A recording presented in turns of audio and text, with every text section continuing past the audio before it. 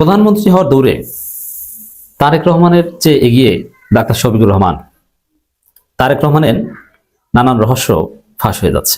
এটা তারেক রহমানের জন্য দুঃখজনক, বিশেষ করে নির্বাচনের আগে এটা খুবই দুঃখজনক, হতাশাজনক। দর্শক, আমি ইত্তেফাকের একটা রিপোর্ট বিশ্লেষণ করব। নানান গণমাধ্যমে রিপোর্ট হয়েছে। মূলত নির্বাচনী হলফনামায় ব্যক্তিগত তথ্য, আয় ব্যয়ের অনেক হিসাব নিকাশ, শিক্ষাগত যোগ্যতা সবকিছু দিতে হয়, আর সেটা গণমাধ্যমগুলো নিয়ে রিপোর্ট করে। বিশেষ করে আপনারা এই হলফনামা বা নির্বাচনের নমিনেশন পেপার সাবমিট করার পর এই খবর দেখতে পাচ্ছেন যে অমুকের চাইতে তার স্ত্রীর সম্পদ 5 গুণ বেশি, অমুকের 510 কোটি টাকার সম্পত্তি। যদিও বাস্তবে যেটা দেখানো হয় অরিজিনালি তার সম্পত্তি তার চাইতে অনেক বেশি, কারণ নামমাত্র মূল্য, বাজার মূল্য, অফিসিয়াল মূল্য দেখানো হয়, বাস্তবের মূল্য অনেক বেশি দেয়। যেমন ইস্টার্ন প্লাজায় আমার পরিচিত একজন বিএনপির এমপি ক্যান্ডিডেট, তার একটা শোরুম আছে, তিনি নিজে মালিক আর কি শোরুমের, মানে স্পেশালি মালিক তিনি, দোকান তার না, দোকান ভাড়া। তো সেখানে তিনি অল্প কয়েক লাখ টাকা মূল্য দেখিয়েছেন, বাস্তবে এটার মূল্য আছে কয়েক কোটি টাকা, কিন্তু অফিসিয়াল মূল্য তিনি যেটা দেখিয়েছেন ওইটা। আবার দেখবেন যে যারা জমি কেনে, জমির দলিল করার সময় সরকারি মূল্য লেখায়, কারণ জমির দাম কিরকম এটার উপর নির্ভর করে আপনার দলিলের খরচ কত। তো এই জন্য বাস্তবে বেচা কিনা হয় অনেক টাকায়, কিন্তু দলিলে লেখে কম টাকা। কোন টাকা লেখে? ওই সরকারি যে মূল্য, নামমাত্র মূল্য সেটা, কিন্তু বাস্তবে দেখা যায় তার সম্পত্তির মূল্য অনেক বেশি। কারণ মূল্য কম লিখলে দলিল খরচ আপনার কমে কয়েক লক্ষ টাকা বেঁচে যায়, এবং কোটি কোটি টাকার সম্পত্তি কোটি টাকাও বেঁচে যেতে পারে। এই জন্য আপনারা হলফনামায় যে পরিমাণ সম্পত্তি দেখেন নেতাদের, বাস্তবে সম্পত্তির ক্ষেত্রে নগদ টাকাটা হয়তো বা অরিজিনাল, আর নগদ টাকা ব্যাংকে যেটা ওইটা দেখায়, কিন্তু ঘরে বস্তা ভরা, সিন্দুক ভরা থাকলে ওইটা দেখায় না। তো হলফনামার সম্পত্তি দেখেই মনে করবেন না যে এটি আসল চিত্র। বাস্তবে হলফনামায় যা লেখা হয় তার চাইতে ওই নেতা বা নেত্রীর সম্পত্তি অনেক অনেক গুণ বেশি। শুধু সম্পত্তি না, আরো নানান বিষয় লেখা হয় এবং সেটা নিয়ে পর্যালোচনা হয়। তো এখন সেই পর্যালোচনা চলছে। এখন দলের প্রধানদের ক্ষেত্রে বেসিক্যালি এখন 3 জন নেতা, 3 top leaders, Tarique Rahman, doctor Shafiqur Rahman এবং নাহিদ ইসলাম। চরমোনাই এই পর্যায়ে আসতে পারেনি, আর চরমোনাইয়ের প্রধান নির্বাচন করছেন না। তো দর্শক, তারেক রহমান, নাহিদ ইসলাম, তিনি এনসিপির প্রধান, অভ্যুত্থানে নায়ক হিসেবে আলাদা সম্মান পাচ্ছেন, সিম্পেথিও পাচ্ছেন, কিন্তু প্রধানমন্ত্রী হওয়ার দৌড়ে তিনি নাই। এটা স্বাভাবিক কথা, কারণ তারা নির্বাচন করবে সর্বোচ্চ 30টা আসনে। 30টা আসনে জিতে তিনি প্রধানমন্ত্রী হবেন, এটা তো বাস্তবসম্মত নয়।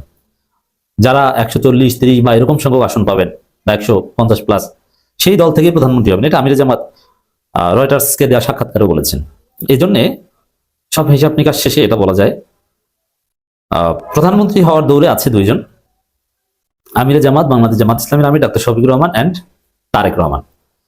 কিন্তু একটা প্রশ্নে তারেক রহমান তো অনেক পিছিয়ে পড়েছে, সেটা হচ্ছে শিক্ষাগত যোগ্যতা।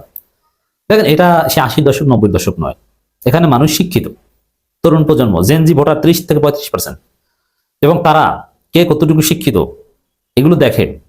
কোনো অশিক্ষিত লোক, অর্ধশিক্ষিত লোক, সেটা সেই খালেদা জিয়ার যুগ, ভিন্ন কথা। এখন কোনো অশিক্ষিত লোককে মানুষ প্রধানমন্ত্রী কিংবা তাদের নেতা হিসাবে মেনে নিবে না। তার মধ্যে সব গুণ থাকা দরকার। এটা 2025 সালের বাস্তবতা, সেই পুরনো যুগ নেই। তো এই জায়গায় দর্শক, যেটা বেরিয়ে এসেছে যে তারেক রহমান ইন্টার পাস, তিনি নিজেই হলফনামা লিখেছেন। এমনকি তার এনআইডি কার্ড করার সময় যে শিক্ষাগত যোগ্যতা এসেছে, সেখানেও এটা স্পষ্ট হয়ে গেছে তারেক রহমান ইন্টার পাস। তিনি ইউকেতে দীর্ঘদিন ছিলেন, 17 বছর। তিনি চাইলে ওখানে গ্রাজুয়েশন, পোস্ট গ্রাজুয়েশন করতে পারতেন। প্রয়াত ডাক্তার জাহুল্লাহ চৌধুরী, তিনি বিএনপিকে পরামর্শ দিয়েছিলেন যে আপনারা এরকম একটা কিছু করেন, তারেক রহমান রাজনীতিতে একটু কম মনোনিবেশ করেন, আপনি পড়াশোনা করেন, ওইখানে একটা ডিগ্রি অর্জন করেন।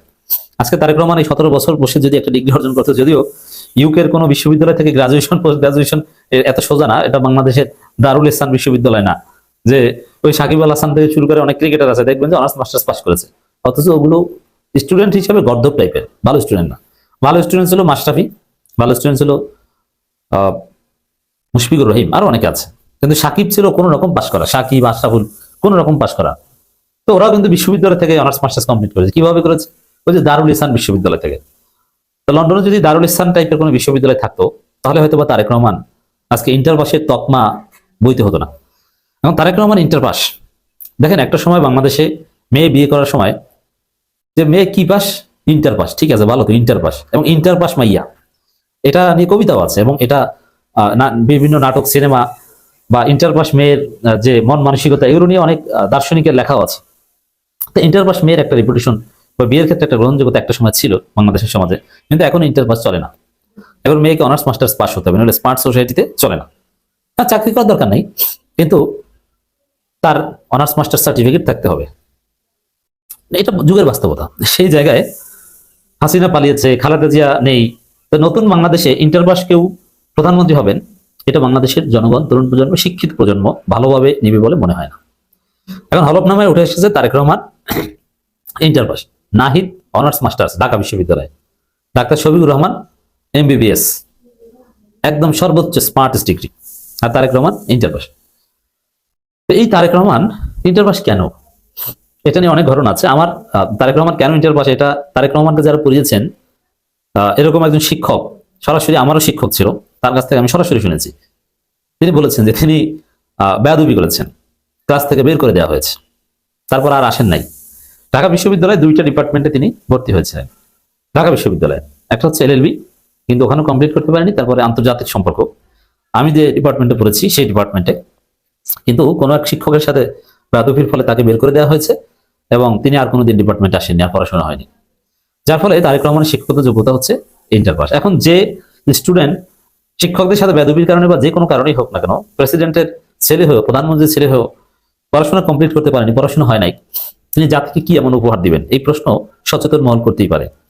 অতএব এই শিক্ষাগত যোগ্যতা, এটা এখন কথাবার্তা হচ্ছে না, কিন্তু নির্বাচনের আগ মুহূর্তে, নির্বাচনী এই নমিনেশন পেপার যাচাই বাছাই, বিএনপি চাঁদাবাজ, দুর্নীতিবাজ এবং তারা স্বৈরাচারের দোসর, তারা আসলে ভারতের পদলেহন করবে এবং দেশের স্বার্থে শেখ হাসিনা যা যা করেছে তাই করবে, তেমনটা।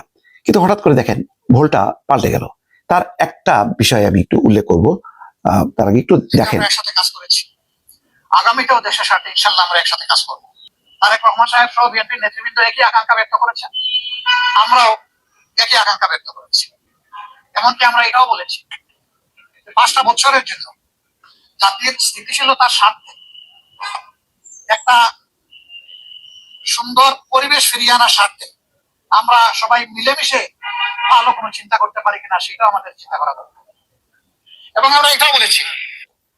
দর্শক বুঝতে পারছেন কথাগুলো খুবই সুন্দর আপাত দৃষ্টিতে, কারণ তারেক রহমান আসার পর যে জোয়ার তৈরি হয়েছে, বেগম খালেদা জিয়ার মৃত্যুর মধ্য দিয়ে যে শক্তি অর্জন করেছে, এতে বিএনপির নির্বাচনে কি ফলাফল করবে এটা সম্ভবত জামাত ইসলাম টের পাচ্ছে।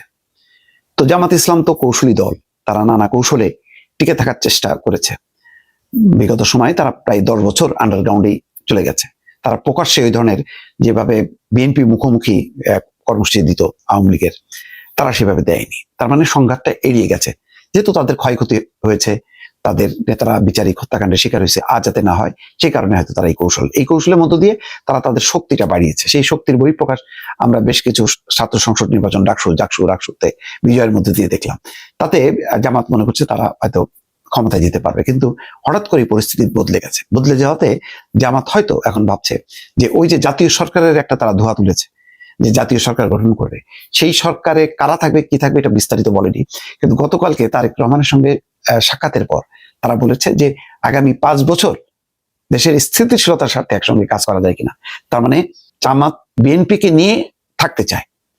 এখন প্রশ্ন হলো, নির্বাচনে যদি জামাত বিজয়ী হয় তাহলে প্রধানমন্ত্রী কি হবেন, তারেক রহমান নাকি শফিকুর রহমান? বিএনপি জানে যে তারা যদি জয়ী হয় তাদের নেতা হবেন তারেক রহমান। তারেক রহমান কি শফিকুর রহমান জামাতকে নিয়ে জাতীয় সরকার করবে? কারণ দুই দলেরই কিন্তু জাতীয় সরকারের ডাক, আওয়াজ। এখন জাতীয় সরকার মানে সব দলকে নিলে বিরোধী দলের প্যাটার্নটা কেমন হবে? থাকতে পারে সরকারেও বিরোধী মতের লোক থাকতে পারে, সেটার একটা ভারসাম্য থাকতে পারে। এখন জাতীয় পার্টি তো সেইটা দেখাতে পারেনি যে সরকারের থেকেও বিরোধিতা করা যায়, পার্লামেন্টের থেকেও বিরোধিতা করা যায়। এখন কি আমরা সেরকম দিকে যাব কিনা, বা মানে বিএনপি তাতে রাজি হবে কিনা? বিএনপি কিন্তু এখন মুখ খোলেনি। জামাত যেভাবে কালকে আওয়াজ দিয়েছে যে তারা আগামী 5 বছর জাতীয় সরকার অর্থাৎ বিএনপিকে নিয়েই তারা চলতে চায়, বিএনপি কিন্তু কোনো অফিসিয়াল রিয়াকশন দেয়নি। খেয়াল করেন, মানে যেভাবে শফিকুর রহমান বলছেন ঠিক তার তো পাল্টা একটা ব্যাখ্যা দরকার ছিল বিএনপির পক্ষ থেকে, কিন্তু কালকে পর্যন্ত বিএনপি কিন্তু কোনো কথা বলেনি। তারা যে জাতীয় সরকারের কথা বলে বিএনপি, তার ফরম্যাটটা কি? কিন্তু জামাত একটা ফরম্যাট মানে মোটামুটি দাঁড় করালো যে বিএনপিকে নিয়েই তারা আগামী 5 বছর চলতে চায়। এখন দেখার পালা যে বিএনপি আসলে এই জামাতের